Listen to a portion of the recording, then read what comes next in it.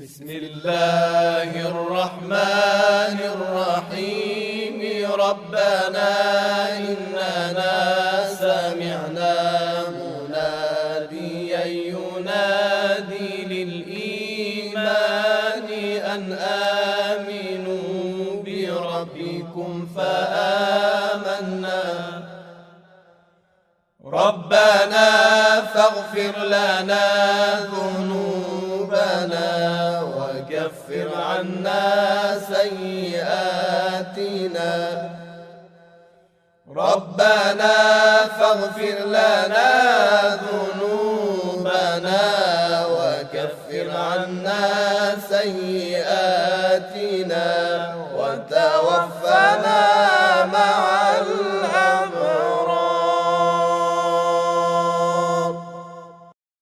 أعوذ بالله السميع العليم من الشيطان الرجيم بسم الله الرحمن الرحيم وبه نستعين وصلى الله على سيدنا محمد وعلى آله الطيبين الطاهرين رب اشرح لي صدري ويسر لي أمري واحلل عقدة من لساني يفقه قولي اللهم كن لوليك الحجة ابن الحسن صلواتك عليه وعلى آبائه في هذه الساعة وفي كل ساعة وليا وحافظا وقائدا وناصرا ودليلا وعينا حتى تسكن وعدك توعى وتمتعه فيها طويلا برحمتك يا أرحم الراحمين.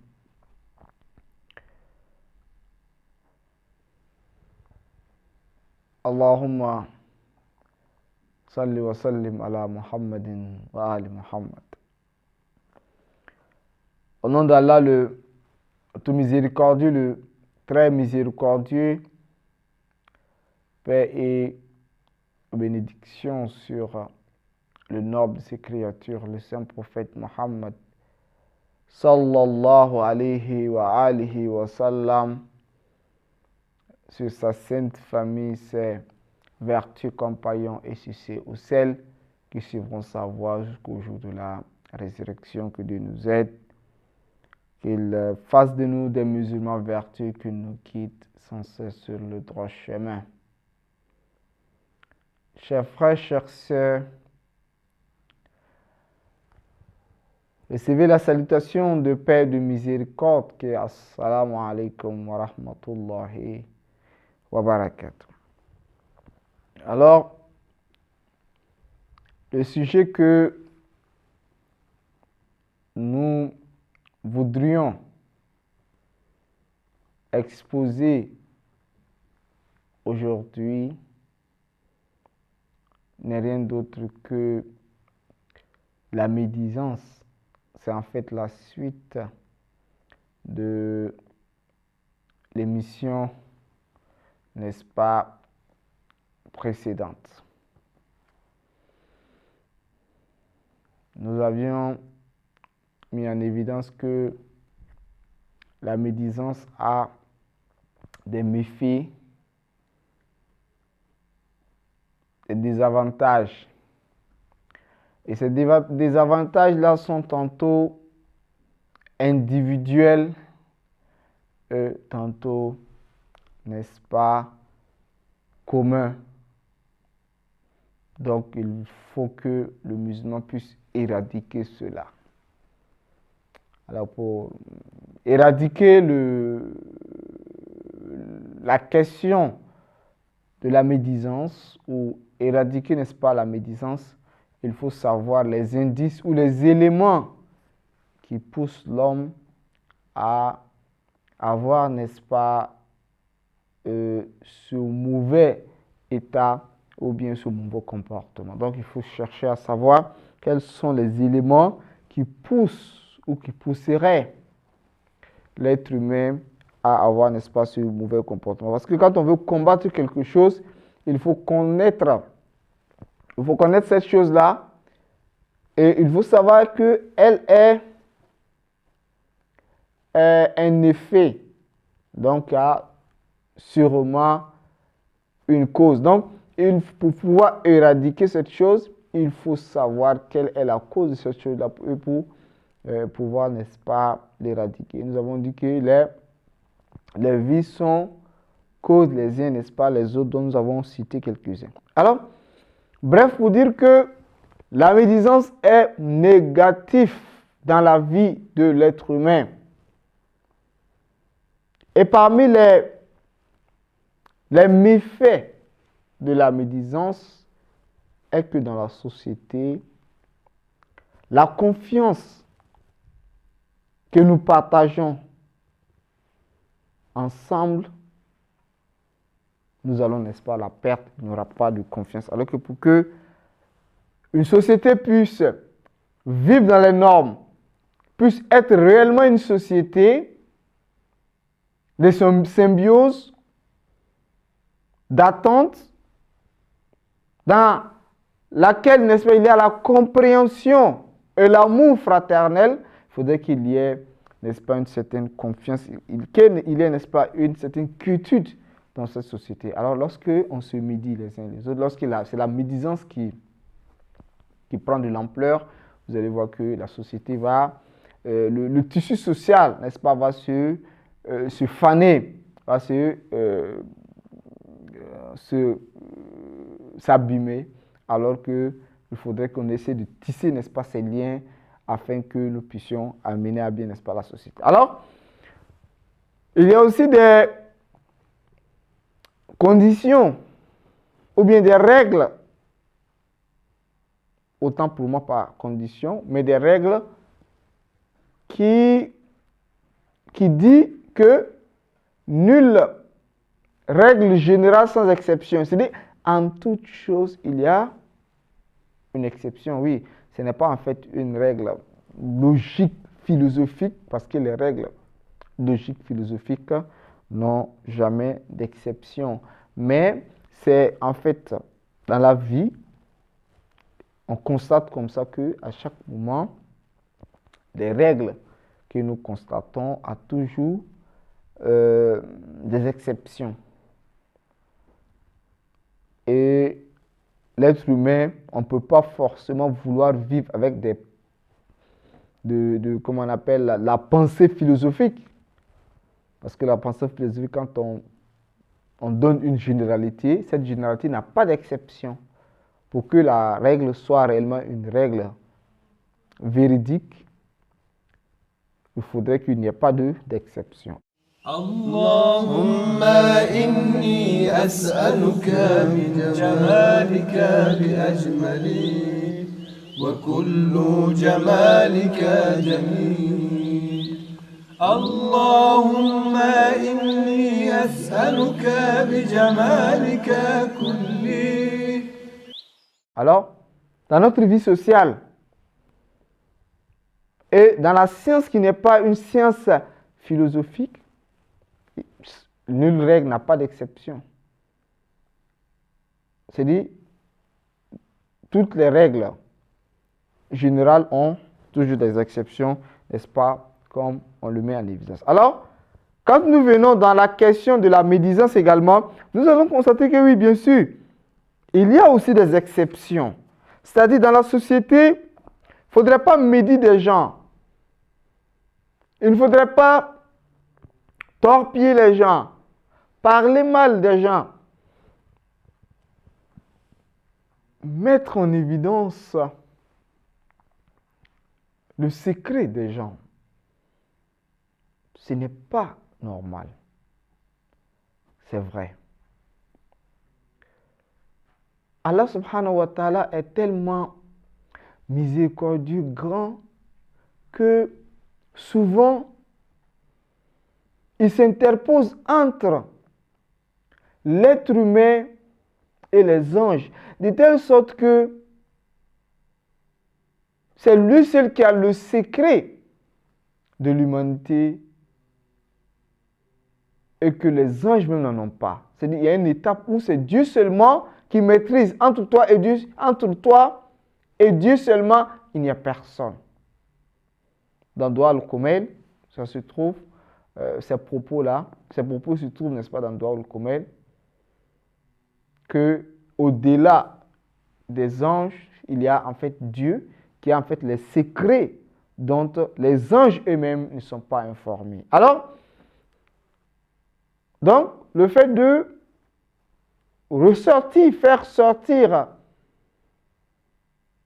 détailler ou bien étaler, n'est-ce pas, l'intimité des gens, le comportement caché des gens, ce n'est pas normal, c'est vrai. Mais l'exception dit que souvent, il faut le faire.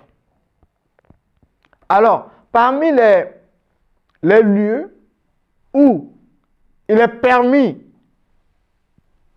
qu'on mette en évidence l'intimité même des personnes, qu'on médit, autrement dit même des personnes, c'est quand la question arrive, n'est-ce pas, à un lieu où on devrait juger entre des personnes ou entre deux personnes. Ça devient en fait une nécessité. C'est-à-dire, voilà deux personnes qui sont en conflit. Et l'autre va se plaindre auprès du juge en question. Le juge va bien sûr lui poser la question, qu'est-ce qui s'est passé? Et lui, automatiquement, il sera obligé de détailler, d'expliquer ce qui s'est passé. Donc, c'est le fait de parler de la vie d'une personne derrière lui dont ça ne lui plaît pas. Oui, c'est vrai, mais ici, c'est une nécessité parce qu'on veut juger. Pour que le juge puisse juger entre ces personnes-là, il faudrait qu'il prenne connaissance de la réalité de ce qui s'est passé. Tant qu'il n'a pas les informations, il ne peut pas donner de verdict. Il ne pourra pas juger. Donc ici, c'est une nécessité. Et de même, lorsque tu dois quelqu'un, c'est-à-dire que tu vas voir une personne, tu lui dis, bon, donne-moi 10 000 dollars ou CFA ou réal afin que je puisse subvenir, n'est-ce pas, à mes besoins et que un mois plus tard, n'est-ce pas, je te remettrai. Alors, un mois plus tard, si tu en as les moyens et que tu n'es pas allé donner ou remettre, n'est-ce pas, le prêt, n'est-ce pas, à la personne, tu l'as emprunté. C'est un emprunt, donc il faudrait que tu puisses le redonner, n'est-ce pas, l'emprunt. Que tu puisses, n'est-ce pas, lui donner son argent. Alors, lorsque tu refuses, quand bien même tu en as les moyens, et celui-ci te suit chaque jour, afin d'avoir, n'est-ce pas, ces biens, et que tu refuses, celui-ci a la possibilité, n'est-ce pas, de médire, n'est-ce pas, de toi, de parler, n'est-ce pas, de toi à un tel, ou à une telle. Là, à ce moment, il n'y a même pas de problème. Donc, lorsque tu dois à quelqu'un, tu es redevable à quelqu'un, il faudrait que tu fasses son effort afin de lui, n'est-ce pas, donner tant que tu en as les moyens. Quand on n'a pas les moyens, on va vers lui pour essayer de s'expliquer. Parce qu'au moins que ça n'allait pas, tu es venu, il t'a aidé. Donc, lorsque ça va, il faudrait que tu puisses lui redonner son argent. Voilà pourquoi le Saint-Prophète Mohammed sallallahu alayhi wa sallam a dit, il dit, Matolul Ghani Volmun. Il dit, celui-là même qui est aisé, qui a, n'est-ce pas, de l'argent, et qu'il refuse de remettre l'emprunt, n'est-ce pas, qu'il a pris, n'est-ce pas, de quelqu'un, est un péché, est une injustice. Et il dit encore, l'Issa ibn Hakim Makalun. Il dit, celui-là même qui a un droit sur quelqu'un, il peut parler. Tu me dois, pourquoi est-ce que tu ne veux pas me donner mon argent? Non, il a le droit, n'est-ce pas, de parler, même si c'est de médire, c'est toi, n'est-ce pas, tu as cherché cela, c'est toi, tu étais à la cause même de ces propos. Premier élément. Deuxième élément, c'est quand il s'agit d'aider quelqu'un afin de pouvoir ordonner le bien et détester, n'est-ce pas, le blâmable. Comme la police, c'est peu que dans une société, bien donné, il y a un groupe de personnes et leur objectif, c'est d'ordonner le bien et d'interdire, n'est-ce pas, le blâmable. Alors lorsque on estime qu'il y a un tel ou une telle personne qui, n'est-ce pas, qui a un mauvais comportement, et ce mauvais comportement, n'est-ce pas, seulement, s'arrête pas seulement à lui, mais il pourrait amener, n'est-ce pas, les autres sur il pourrait contaminer, n'est-ce pas, les autres de par sa mauvaise conduite. Alors on pourrait aider ces policiers-là, on pourrait aider, n'est-ce pas, ces gardes, on pourrait aider ceux-là même qui ont la volonté d'ordonner le bien et de détester le blâmable, afin que ceux-ci puissent prendre connaissance d'une telle ou d'un tel, afin de pouvoir, n'est-ce pas, les ramener à la raison. Ça, il n'y a pas de problème à ce niveau. Donc, le fait de venir en aide à des personnes dont c'est leur travail, que le fait d'interdire le blâmable et ordonner le bien, il n'y a pas de problème. Et cela même ne rentre pas dans le cadre, n'est-ce pas, de la médisance, parce que c'est une nécessité. Troisième élément qui est aussi essentiel est que quand tu vas chez le, n'est-ce pas, un jurisconsulte, masalan, un marji ou bien un mujtahid, donc tu veux exposer un problème pour en fait de chercher, n'est-ce pas, une solution. J'ai eu à me bagarrer avec une telle personne sur, n'est-ce pas, un sujet bien donné, et voilà ce que j'ai dit, et voilà ce que, n'est-ce pas, celui-ci m'a dit. Ou bien, durant, n'est-ce pas, ces relations, il y a eu une mésentente entre nous.